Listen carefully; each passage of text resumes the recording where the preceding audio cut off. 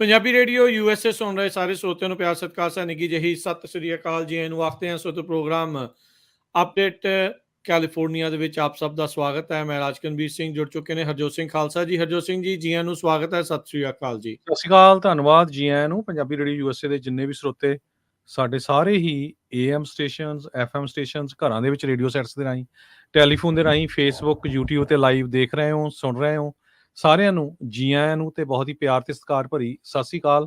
ਸਰੋਤਿਓ, ਅੱਜ ਮਈ ਦੀ 10 ਤਰੀਕ ਆ ਤੇ ਦਿਨ ਸ਼ੁੱਕਰਵਾਰ ਆ।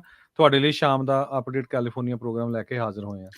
ਪ੍ਰੋਗਰਾਮ ਨੂੰ ਸਪਾਂਸਰ ਕਰਦੇ ਨੇ ਖਾਲਸਾ ਇੰਸ਼ੋਰੈਂਸ ਏਜੰਸੀ, ਜਿਨ੍ਹਾਂ ਦੇ ਕੋਲੋਂ ਹਰ ਇੱਕ ਤਰੀਕੇ ਦੀ ਇੰਸ਼ੋਰੈਂਸ ਕਰਵਾ ਸਕਦੇ ਹੋ। ਇੰਸ਼ੋਰੈਂਸ ਬਾਰੇ ਪਤਾ ਕਰਨ ਲਈ ਕਾਲ 408-272-2500। ਟਿਰਕੇਣਾ immigration law firm, US immigration ਦਾ ਹੋਵੇ ਕਿਸੇ ਵੀ ਤਰੀਕੇ ਦਾ ਕੰਮ, ਕਾਲ ਅਟਰਨੀ ਜੇ ਟਿਰਕੇਣਾ 415-909-0503। ਗੁਰਚਰਨ ਸਿੰਘ ਨਾਗਰਾ ਸੈਕਰਾਮੈਂਟੋ, ਹਰਿੰਦਰਪੀਨ ਸੈਨ ਹੋਜ਼ੇ, Manjit Singh Fremont, Sarabjit Singh Kulwinder Kaur Dhoot, Surjit Singh Chahal Yuba City, Gurdev Singh Sohal Antelope, Sarabjit Singh Elko Nevada, Kamaljit Singh Makhan Daulatpuria ਮੰਟੀਕਾ, Karnail Singh Randhawa ਟਰਲੌਕ। ਇਹਨਾਂ ਸਾਰਿਆਂ ਦਾ ਧੰਨਵਾਦ। ਜੇ ਤੁਸੀਂ ਵੀ ਇਸ ਪ੍ਰੋਗਰਾਮ ਨੂੰ ਸਪਾਂਸਰ ਕਰਨਾ ਚਾਹੁੰਦੇ ਹੋ, ਸੰਪਰਕ ਕਰ ਸਕਦੇ ਹੋ ਨੰਬਰ 408-722-7698 ਦੇ ਉੱਤੇ। ਜੀ, ਅੱਜ ਦੀਆਂ ਖਬਰਾਂ ਵੱਲ ਚੱਲੀਏ ਤੇ ਕਹਿੰਦੇ ਪਈ ਇੱਕ ਖਬਰ ਸੈਕਰਾਮੈਂਟੋ ਬੀ ਤੋਂ ਆ ਰਹੀ ਆ। ਚਾਈਲਡ ਮੀਸਲਸ ਕੇਸ ਜਿਹੜੇ ਆ ਸੈਕਰਾਮੈਂਟੋ ਹਸਪੀਟਲ ਦੇ ਵਿੱਚ ਉਹ ਲੱਭੇ ਗਏ ਆ। ਕਹਿੰਦੇ ਵੀ ਹੋ ਸਕਦਾ UC ਡੇਵਿਸ ਦਾ ਜਿਹੜਾ ਮੈਡੀਕਲ ਸੈਂਟਰ ਦਾ ਐਮਰਜੈਂਸੀ ਡਿਪਾਰਟਮੈਂਟ ਆ ਇੱਥੇ, ਉਹਦੇ ਵਿੱਚੋਂ 200 ਤੋਂ ਵੱਧ ਨਾਰਦਰਨ ਕੈਲੀਫੋਰਨੀਆ ਦੇ ਜਿਹੜੇ ਰੈਜ਼ੀਡੈਂਟਸ ਆ ਉਹ ਐਕਸਪੋਜ਼ ਹੋਏ ਹੈਗੇ ਆ।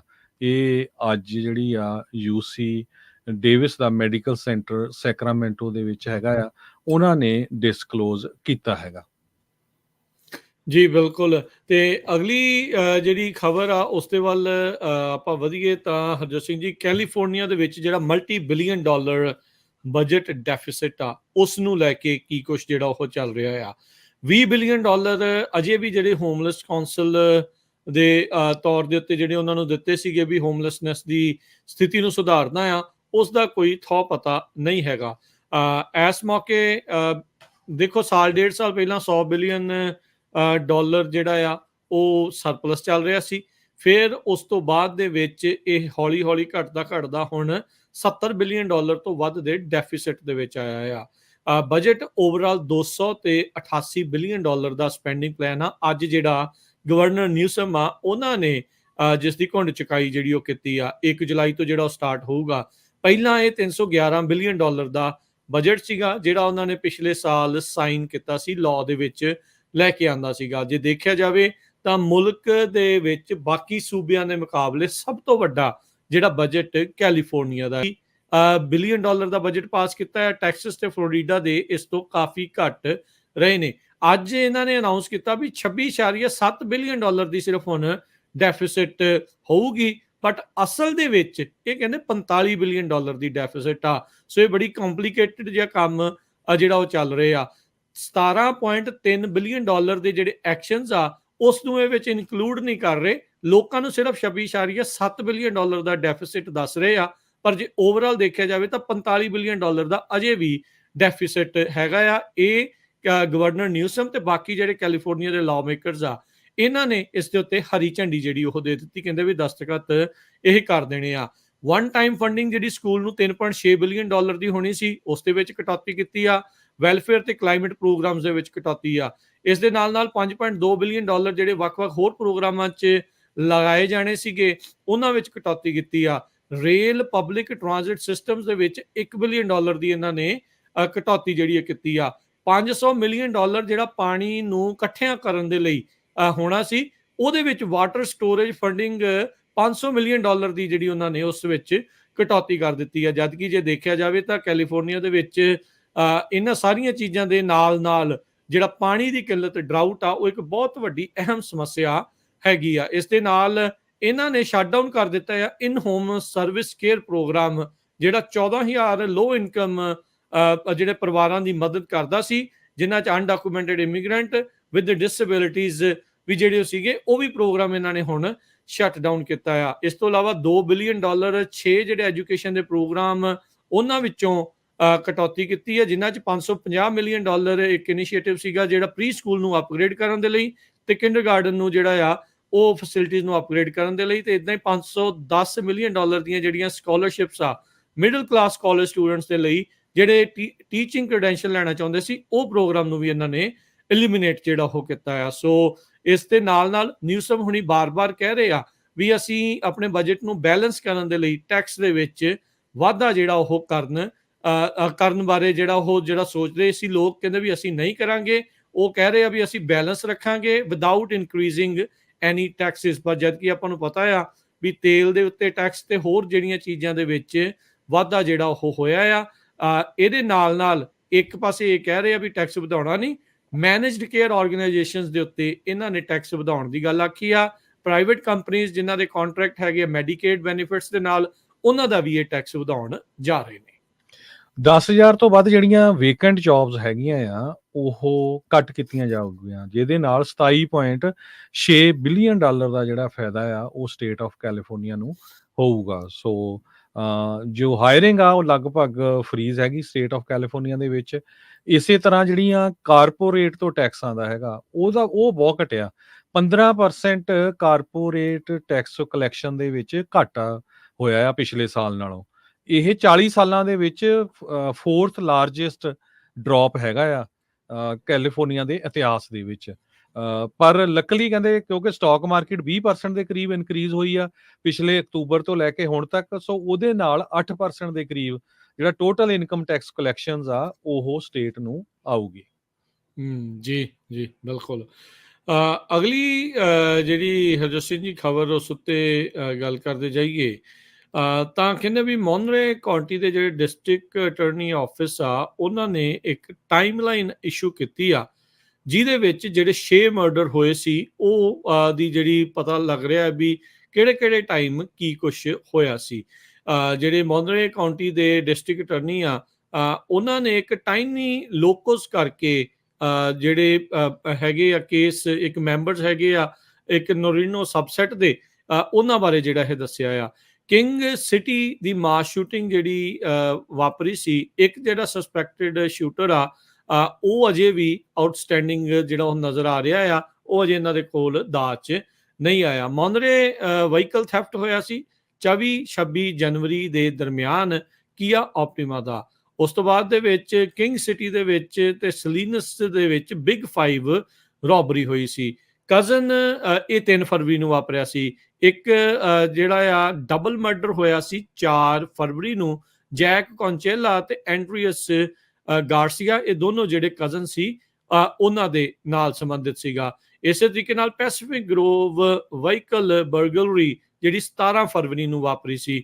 ਇਸੇ ਤਰੀਕੇ ਦੇ ਨਾਲ ਵਹੀਕਲ ਥੈਫਟ ਉਹ ਵੀ ਮਿਡ ਫੈਬਰੀ ਦੇ ਵਿੱਚ ਵਾਪਰਿਆ ਸੀ। ਤੇ ਫਿਰ 3 ਮਾਰਚ ਨੂੰ ਕਿੰਗ ਸਿਟੀ ਦੇ ਵਿੱਚ ਮਾਸ ਸ਼ੂਟਿੰਗ ਵਾਪਰੀ ਸੀ ਜਿਹੜੀ ਇੱਕ ਪਾਰਟੀ ਦੇ ਉੱਤੇ ਹੋਈ ਸੀ। ਤੇ ਅਗਲੇ 24 ਘੰਟਿਆਂ ਦੇ ਵਿੱਚ ਇਹ ਪਤਾ ਲੱਗਾ ਸੀਗਾ ਵੀ ਇਹਨਾਂ ਨੂੰ ਜਿਹੜਾ ਫੜਨ ਦੀ ਕੋਸ਼ਿਸ਼ ਉਹ ਹੋਊਗੀ। ਤੇ ਹੁਣ ਕਹਿੰਦੇ ਵੀ ਨਾਵਾ ਜਿਸਨੇ ਕਿ ਇਹ ਸ਼ੂਟਿੰਗ ਨੂੰ ਸੈਲੀਬ੍ਰੇਟ ਕੀਤਾ ਸੀ ਉਹ ਜੁਵੈਨਲ ਦੇ ਨਾਲ ਸੀ। ਜਿਹੜੀ ਇਹ ਗੱਡੀ ਚੋਰੀ ਦੀ ਸੀ ਉਹ ਵੀ ਇਹਨਾਂ ਦੇ ਕੋਲੋਂ ਜਿਹੜੀ ਉਹ ਬਾਅਦ 'ਚ ਫੜੀ ਗਈ ਸੀ। ਤੇ 2 ਜਿਹੜੇ ਅਡਲਟ ਡਿਫੈਂਡੈਂਟ ਆ ਉਹਨਾਂ ਨੂੰ ਵਿਦਆਊਟ ਬੇਲ ਹਿਰਾਸਤ ਦੇ ਵਿੱਚ ਰੱਖਿਆ ਗਿਆ ਹੈਗਾ। ਕਹਿੰਦੇ ਵੀ ਜੇ ਇਹ ਸਾਰੇ ਮਾਮਲੇ ਇਹਨਾਂ ਵਿੱਚ ਦੋਸ਼ੀ ਪਾਏ ਜਾਂਦੇ ਆ ਤਾਂ life in prison with no parole ਜਿਹੜੀ ਉਹ ਹੋਊਗੀ, ਇੱਥੋਂ ਤੱਕ ਕਿ ਡੈਥ ਪੈਨਲਟੀ ਵੀ ਇਹਨਾਂ ਦੀ ਹੋ ਸਕਦੀ ਆ। ਸੋ ਅੱਜ ਡਿਸਟ੍ਰਿਕਟ ਅਟਾਰਨੀ ਨੇ ਉੱਥੋਂ ਦੇ ਨੇ ਇਹ ਪੂਰੀ ਟਾਈਮਲਾਈਨ ਸਾਰੇ ਜੁਰਮਾਂ ਦੀ ਦੱਸੀ ਆ।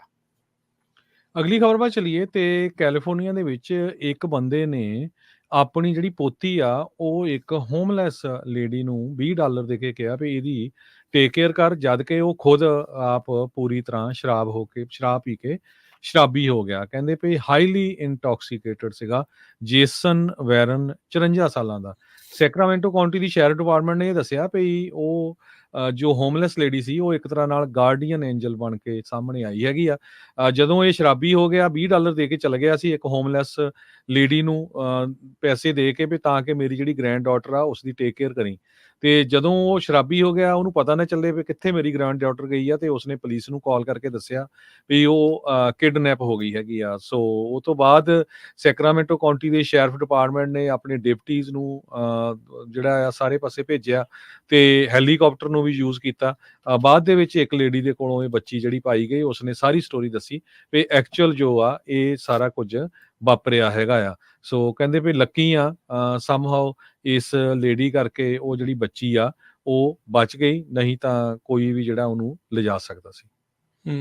ਜੀ ਬਿਲਕੁਲ। ਦੇਖੋ $20 ਦੇ ਵਿੱਚ ਆਪਣੀ ਜਿਹੜੀ ਪੋਤੀ ਜਾਂ ਦੋਤੀ ਨੂੰ ਉਹਨੇ ਇਸ ਤਰੀਕੇ ਦੇ ਨਾਲ ਫੜਾ ਦਿੱਤਾ। ਕਮਾਲ ਦੀ ਜਿਹੜੀ ਇਹ ਗੱਲ ਆ। ਅਗਲੀ ਜਿਹੜੀ ਦੱਸ ਦੇਈਏ, ਅੱਜ ਜਿਹੜੀ ਰਾਤ 10 ਤੇ 11 ਦੀ ਦਰਮਿਆਨੀ ਰਾਤ ਦੇ ਵਿੱਚ ਕਾਫੀ ਵੱਡੇ ਜਿਹੜੇ ਸੋਲਰ ਫਲੇਅਰਸ, ਸੋਲਰ ਐਕਟੀਵਿਟੀ ਦੇ ਨਾਲ ਜਿਹੜੇ ਉਹ ਛਣ ਆ ਇੱਥੇ ਦੇ ਵਾਤਾਵਰਣ ਦੇ ਵਿੱਚ ਪ੍ਰਵੇਸ਼ ਹੋ ਸਕਦੇ, ਜਿਸ ਕਰਕੇ ਕਮਿਊਨੀਕੇਸ਼ਨ ਤੇ ਪਾਵਰ ਆਊਟੇजेस ਹੋਣ ਦਾ ਖਦਸ਼ਾ ਜਿਹੜਾ ਉਹ ਪ੍ਰਗਟਾਇਆ ਗਿਆ ਆ। ਸੋ ਸਾਰੇ ਸਰੋਤਿਆਂ ਨੂੰ NOAA ਵਾਲੇ ਤੇ ਨੈਸ਼ਨਲ ਵੈਦਰ ਸਰਵਿਸ ਵਾਲਿਆਂ ਨੇ ਵਿਸ਼ੇਸ਼ ਵਾਰਨਿੰਗ ਜਿਹੜੀ ਉਹ ਜਾਰੀ ਕੀਤੀ ਆ। ਹਾਂ, ਜਿਹੜਾ ਸੁਹੱਪਣ ਆ ਉਹ ਵੀ ਸ਼ਾਮ ਨੂੰ, ਰਾਤ ਨੂੰ ਜਿਹੜਾ ਅਸਮਾਨ ਦੇ ਵਿੱਚ ਹਰੇ ਰੰਗ ਦੀਆਂ ਲਾਈਟਸ ਤੁਹਾਨੂੰ ਦੇਖਣ ਨੂੰ ਜਿਹੜੀਆਂ ਉਹ ਮਿਲ ਸਕਦੀਆਂ ਆ, ਖਾਸ ਕਰਕੇ ਜੇ ਤੁਸੀਂ ਨਦਰਨ ਕੈਲੀਫੋਰਨੀਆ ਦੇ ਵਿੱਚ ਆ। ਸੋ ਕਾਫੀ ਜ਼ਿਆਦਾ ਇੱਕ ਇਵੈਂਟ ਤਗੜਾ ਜਿਹੜਾ ਆ ਉਹ ਹੋ ਰਿਹਾ। ਸੋਲਰ ਜਿਹੜੀਆਂ ਫਲੇਅਰਸ ਆ ਇੱਧਰ ਨੂੰ ਆ ਰਹੀਆਂ ਆ। ਆਪਾਂ ਸਵੇਰੇ ਵੀ ਇਸ ਦਾ ਜਿਹੜਾ ਉਹ ਜ਼ਿਕਰ ਕੀਤਾ ਸੀ, ਪਰ ਅੱਜ ਸ਼ਾਮ ਨੂੰ, ਰਾਤ ਨੂੰ ਜਿਹੜਾ ਆ ਇਸ ਦਾ ਕਹਿੰਦੇ ਵੀ ਨੁਕਸਾਨ ਕਈ ਥਾਵਾਂ ਦੇ ਉੱਤੇ ਸੈਟੇਲਾਈਟ ਵਗੈਰਾ ਨੂੰ ਤੇ ਕਮਿਊਨੀਕੇਸ਼ਨ ਦੇ ਵਿੱਚ ਹੋ ਸਕਦਾ ਆ। ਪ੍ਰੈਜ਼ੀਡੈਂਟ ਬਾਈਡਨ ਹੁਣੀ ਅੱਜ ਕੈਲੀਫੋਰਨੀਆ ਦੇ ਬੇ ਏਰੀਏ ਦੇ ਵਿੱਚ ਆਏ ਹੋਏ ਆ, ਤੇ ਉਹ ਜਿੱਥੇ ਆਏ ਆ ਉੱਥੇ ਪ੍ਰੋ ਪੈਲਸਟੀਨੀਅਨ ਪ੍ਰੋਟੈਸਟਰਸ ਨੇ ਜੋ ਪੋਰਟੋਲਾ ਵੈਲੀ ਦੇ ਵਿੱਚ ਇਹਨਾਂ ਨੇ ਫੰਡ ਰੇਜ਼ਿੰਗ ਕਰਨਾ ਸੀ, ਜਿੱਥੇ ਬਿਲੀਅਨੇਅਰਸ ਇਕੱਠੇ ਹੋਏ ਆ ਪ੍ਰੈਜ਼ੀਡੈਂਟ ਜੋ ਬਾਈਡਨ ਹੁਣਾਂ ਦੀ ਫੰਡ ਰੇਜ਼ਿੰਗ ਦੇ ਲਈ। ਉਹਦੇ ਲਾਗੇ ਜੋ ਆ ਪ੍ਰੋ ਪੈਲਸਟੀਨੀਅਨ ਪ੍ਰੋਟੈਸਟਰਸ ਆ, ਉਹਨਾਂ ਨੇ ਕਾਫੀ ਵੱਡਾ ਜਿਹੜਾ ਪ੍ਰੋਟੈਸਟ ਕੀਤਾ ਹੈਗਾ। ਕਹਿੰਦੇ ਭਈ ਪ੍ਰੈਜ਼ੀਡੈਂਟ ਬਾਈਡਨ ਹੁਣੀ ਪੋਰਟੋਲਾ ਵੈਲੀ ਦੇ ਵਿੱਚ ਜਿਹੜਾ ਵੈਂਚਰ ਕੈਪੀਟਲਿਸਟ ਤੇ ਟੈਕ ਬਿਲੀਅਨੇਅਰ ਹੈਗਾ ਵਿਨੋਦ ਖੋਸਲਾ, ਉਹਦੇ ਘਰ ਪਹੁੰਚੇ। ਉਹਨੇ ਜਿਹੜੀ ਇਹ ਫੰਡ ਰੇਜ਼ਿੰਗ ਰੱਖੀ ਹੋਈ ਸੀਗੀ, ਤੇ ਬਾਹਰ ਜਿਹੜੇ ਆ ਉਹ ਲੋਕਾਂ ਨੇ ਜਿਹੜਾ ਪ੍ਰੋਟੈਸਟ ਕੀਤਾ ਹੈਗਾ। ਤੇ ਇਸ ਤੋਂ ਬਾਅਦ ਬਾਈਡਨ ਹੁਣਾਂ ਨੇ ਸੈਕੰਡ ਫੰਡ ਰੇਜ਼ਰ ਜੋ ਆ ਉਹ ਪਾਲੋ ਆਲਟੋ ਦੇ ਵਿੱਚ ਜਿਹੜੇ ਯਾਹੂ ਦੇ CEO ਆ ਮਰੀਸਾ ਮੈਅਰਸ, ਉਹਦੇ ਘਰ ਕਰਨਾ ਹੈ। ਜੀ ਬਿਲਕੁਲ। ਅਗਲੀ ਜਿਹੜੀ ਖਬਰ ਉਸ ਦੇ ਉੱਤੇ ਗੱਲ ਕਰਦੇ ਜਾਈਏ, ਰੀਅਲ ID ਇੱਕ ਵਾਰੀ ਫੇਰ ਇਹ ਇਸ ਟਾਈਮ ਚਰਚਾ ਦੇ ਵਿੱਚ ਆ। ਅਮਰੀਕਾ ਦੇ ਵਿੱਚ ਹੁਣ ਥੋੜੇ ਹੀ ਸਮੇਂ ਦੇ ਵਿੱਚ ਤੁਹਾਨੂੰ ਹਰ ਇੱਕ ਨੂੰ ਟਰੈਵਲ ਕਰਨ ਦੇ ਲਈ ਰੀਅਲ ID ਚਾਹੀਦੀ ਆ।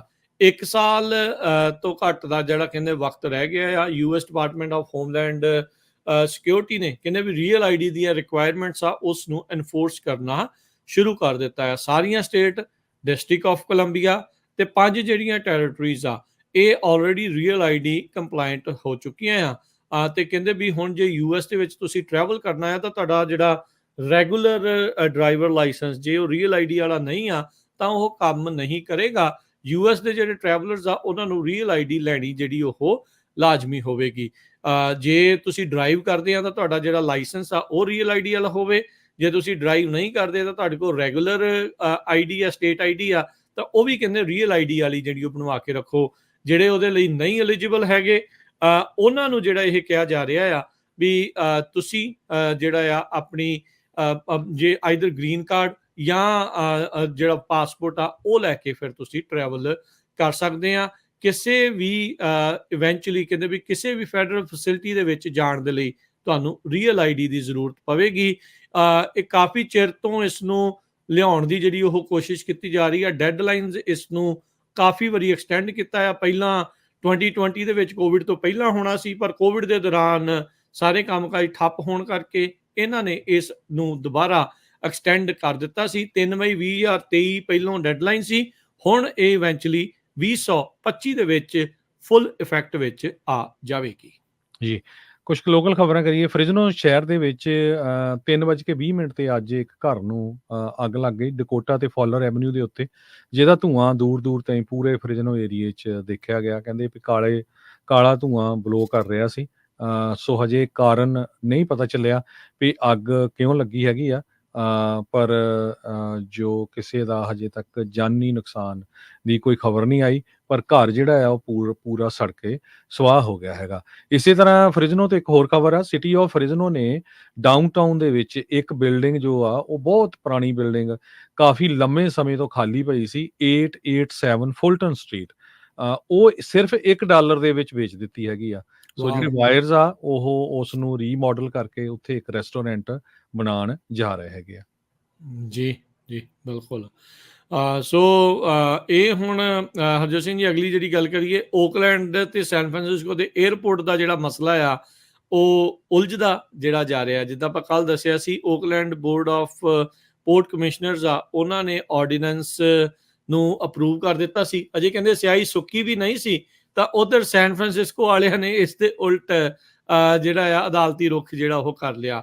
ਸੈਨ ਫਰਾਂਸਿਸਕੋ ਨੇ ਸੂ ਕਰਤਾ ਸੀ 18 ਅਪ੍ਰੈਲ ਨੂੰ ਓਕਲੈਂਡ ਦੇ ਵਿੱਚ, ਵੀ ਕਹਿੰਦੇ ਵੀ ਇਹ ਜਿਹੜਾ ਨਾਮ ਆ ਇਹਨਾਂ ਦਾ, ਇਹ ਇਨਫ੍ਰਿੰਜ ਕਰ ਰਿਹਾ ਆ ਸਾਡੇ ਸੈਨ ਫਰਾਂਸਿਸਕੋ ਦੇ ਟ੍ਰੇਡਮਾਰਕਸ ਦੇ ਉੱਤੇ। ਤੇ ਹੁਣ ਕਹਿੰਦੇ ਵੀ ਆਉਣ ਵਾਲੇ ਸਮੇਂ ਦੇ ਵਿੱਚ ਓਕਲੈਂਡ ਨੂੰ ਮੌਕਾ ਦਿੱਤਾ ਜਾ ਰਿਹਾ ਇਹ ਕੰਪਲੇਂਟ ਨੂੰ ਆਨਸਰ ਕਰਨ ਦੇ ਲਈ। ਇਨਫੈਕਟ ਉਹਨਾਂ ਨੇ ਜਿਹੜੀ ਕੰਪਲੇਂਟ ਦਾ ਇੱਕ ਆਨਸਰ ਕੀਤਾ ਹੈ, ਕਹਿੰਦੇ ਵੀ ਅਸੀਂ ਕੋਈ ਵੀ ਟ੍ਰੇਡਮਾਰਕ ਵਾਇਓਲੇਸ਼ਨ ਨਹੀਂ ਕੀਤੀ ਹੈਗੀ। ਸੋ ਸੈਨ ਫਰਾਂਸਿਸਕੋ ਨੇ ਹੁਣ ਲਾਸੂਟ ਜਿਹੜਾ ਆ ਇਹਨਾਂ ਦੇ ਉਲਟ ਕਰ ਦਿੱਤਾ ਆ, ਲਿਟੀਗੇਸ਼ਨ ਜਿਹੜੀ ਆ ਉਹ ਕਰ ਦਿੱਤੀ ਆ, ਤਾਂ ਜੋ ਕਹਿੰਦੇ ਵੀ ਕੰਜ਼ਿਊਮਰਸ ਆ ਉਹਨਾਂ ਨੂੰ ਭੁਲੇਖਾ ਜਿਹੜਾ ਉਹ ਨਾ ਪਵੇ। ਸੈਨ ਫਰਾਂਸਿਸਕੋ ਇਹ ਕਹਿ ਰਿਹਾ ਵੀ ਓਕਲੈਂਡ ਸਾਡਾ ਨਾਮ ਜਿਹੜਾ ਉਹ ਵਰਤ ਕੇ ਆਪ ਜਿਹੜਾ ਇਸ ਦੇ ਵਿੱਚ ਅੱਗੇ ਵਧਣਾ ਚਾਹੁੰਦਾ ਆ। ਜਿਸ ਤਰ੍ਹਾਂ ਆਪਾਂ ਅੱਗ ਦੀ ਗੱਲ ਫਰਿਜ਼ਨੋ 'ਚ ਕਰ ਰਹੇ ਸੀ, ਤੇ ਇਦਾਂ ਹੀ ਇੱਕ ਬੇਕਰਸਫੀਲਡ ਤੋਂ ਖਬਰ ਆ ਰਹੀ ਆ। ਬੇਕਰਸਫੀਲਡ ਦੇ ਵਿੱਚ ਅੱਜ ਦੁਪਹਿਰੇ ਹਾਈਵੇ 65 ਦੇ ਉੱਤੇ ਅੱਗ ਲੱਗ ਗਈ ਘਾਹ ਫੂਸ ਨੂੰ, ਤੇ ਲਗਭਗ 350 ਐਗਜ਼ੈਕਟਲੀ 370 ਏਕੜ ਜਿਹੜੀ ਆ ਉਹ ਸੜ ਕੇ ਸੁਆਹ ਹੋ ਗਈ। ਸੋ ਇਹ ਕਰਨ ਕਾਉਂਟੀ ਦੇ ਫਾਇਰ ਆਫੀਸ਼ੀਅਲਸ ਨੇ ਇਹ ਕਿਹਾ ਵੀ 20% ਹਜੇ ਤਾਈਂ ਕੰਟੇਨਡ ਹੋਈ ਆ।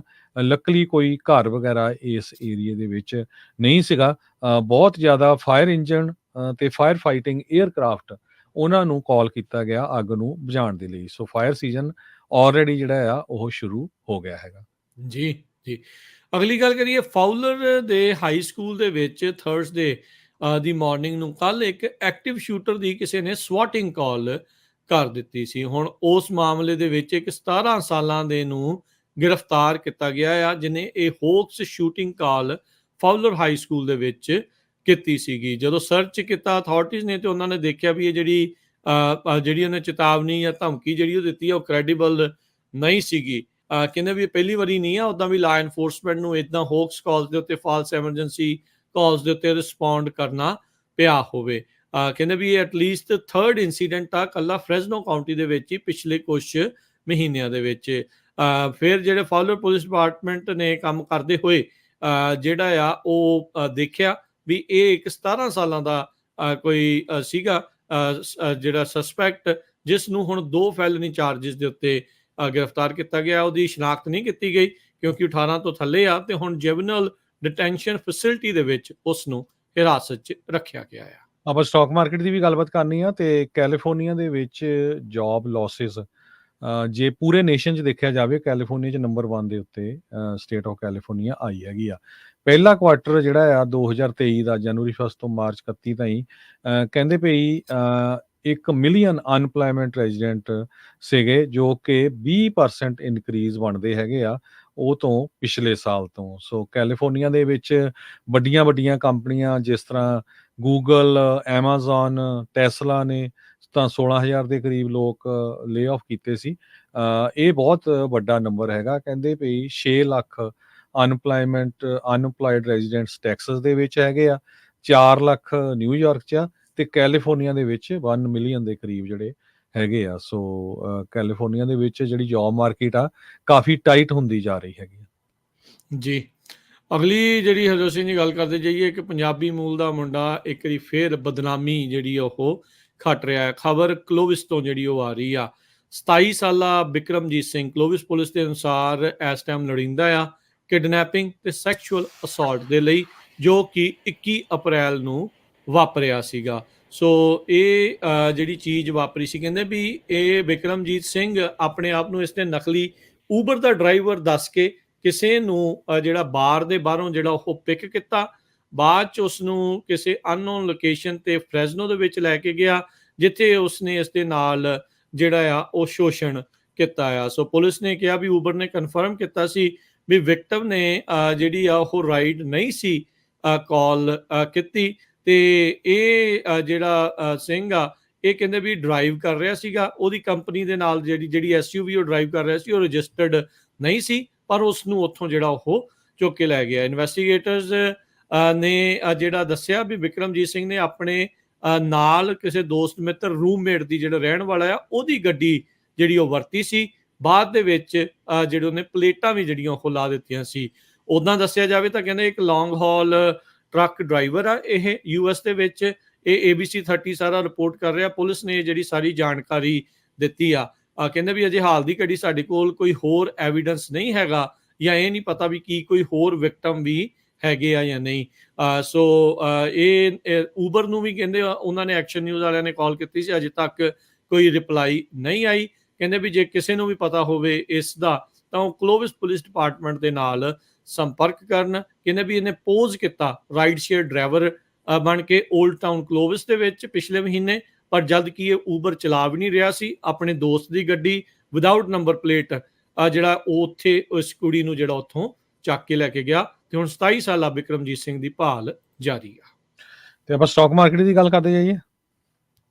ਸਟਾਕ ਮਾਰਕੀਟ ਦੇ ਵਿੱਚ ਅੱਜ ਵੀਕਐਂਡ ਦੀ ਕਲੋਜ਼ਿੰਗ ਦੇ ਉੱਤੇ ਡਾਓ ਜੋਨ 125 ਪੁਆਇੰਟ ਵੱਧ ਕੇ 39,513, S&P 8 ਪੁਆਇੰਟ ਵੱਧ ਕੇ 5223, ਨੈਸਡੈਕ 5 ਪੁਆਇੰਟ ਘਟ ਕੇ 16,341 ਤੇ ਬੰਦ ਹੋਇਆ। ਸੋਨੇ ਦਾ ਭਾਅ $2367 ਜਿਹੜਾ ਆ ਉਹ ਰਿਹਾ ਪਰ ਆਉਂਸ, ਤੇ ਕੱਚੇ ਤੇਲ ਦੀ ਕੀਮਤ $78 ਪ੍ਰਤੀ ਬੈਰਲ। US ਦੀ ਜਿਹੜੀ 10 ਈਅਰ ਟ੍ਰੈਜਰੀ ਜਿਹੜੀ ਬੌਂਡ ਆ ਉਹ 4.5% ਦੇ ਉੱਤੇ ਰਿਹਾ। ਤੇ ਕ੍ਰਿਪਟੋ ਕਰੰਸੀ 'ਚ ਬਿਟਕੋਇਨ 60,954 ਤੇ ਇਥੀਰੀਅਮ 2911 US ਡਾਲਰ ਦੇ ਬਰਾਬਰ ਚੱਲ ਰਿਹਾ ਆ। ਇੱਕ US ਡਾਲਰ ਦੇ ਬਰਾਬਰ ਇੰਡੀਆ ਦੇ 83 ਰੁਪਏ ਤੇ 55 ਪੈਸੇ ਰਹੇ ਆ। ਇੱਕ US ਡਾਲਰ ਦੇ ਬਰਾਬਰ ਪਾਕਿਸਤਾਨ ਦੇ 278 ਰੁਪਏ ਤੇ 3 ਪੈਸੇ ਤੇ ਇੱਕ US ਡਾਲਰ ਦੇ ਬਰਾਬਰ ਕੈਨੇਡਾ ਦੇ $1 ਤੇ 37 ਸੈਂਟ। ਤੇ ਜਾਂਦੇ ਫੇਰ ਦੱਸਦੇ ਜਾਈਏ, ਪੰਜਾਬੀ ਰੇਡੀਓ USA ਵੱਲੋਂ ਇਨਾਮ ਕੱਢੇ ਜਾ ਰਹੇ ਆ, ਰੈਫਲ ਕੱਢੇ ਜਾ ਰਹੇ ਆ।